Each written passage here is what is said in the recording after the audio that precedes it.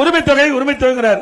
2021 சட்டமன்ற பொதுத் தேர்தலில் நாங்கள் அறிவிச்சோம். திமுக ஆட்சிக்கு வந்தா குடும்ப தலைவிக்கு மாதந்தோறும் 1500 உதவித்தொகை வழங்கப்படும் அன்றைக்கே அறிவிச்சோம். வெற்றி வாய்ப்பு எங்களுக்கு நழுவு விட்டுவிட்டோம். நாங்கள் ஆட்சி அமைக்க முடியல. பிரதான எதிர்க்கட்சி தான் வந்தது. அப்பொழுது தெரிவிச்சோம். இப்போ இன்றைக்கு 2000 ரூபாய் வழங்கப்படும் என்று ஏற்கனவே அறிவிப்பு கொடுத்துட்டோம். அதுதான் இப்ப ஸ்டாலின் அறிவிச்சிருக்காரு.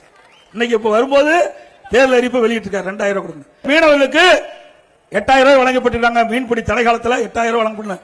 12000 வழங்கப்படும் நாங்கள் அறிவிப்பு கொடுத்தோம். அதுதான் அவரு அறிவிச்சிருக்காரு. அதே போல நெல்லுக்கு விலை, கரும்புக்கு விலை, அதே தான் நாங்க சொன்னதுதான் அவரு அறிவிச்சிருக்காரு.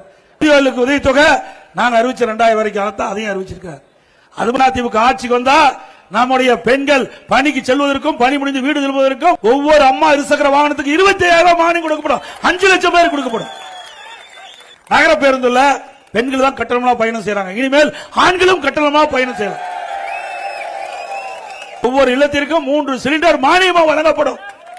இளைஞர்கள் பட்டப்படிப்பா இருந்தா வேலை வாய்ப்பு அலுவலகத்தில் பதிவு செய்யப்பட்டு வேலை கிடைக்காம இருந்து அவர்களுக்கு 2000 ரூபாய் மாதந்தோறும் வழங்கப்படும். +2 வரை படிச்சவர்களுக்கு 1000 ரூபாய் வழங்கப்படும். நானே போட போறேன் சட்டம், பொதுவில் நன்மை புரிந்திடும் திட்டம், நாடு நலம் பெரும் திட்டம்.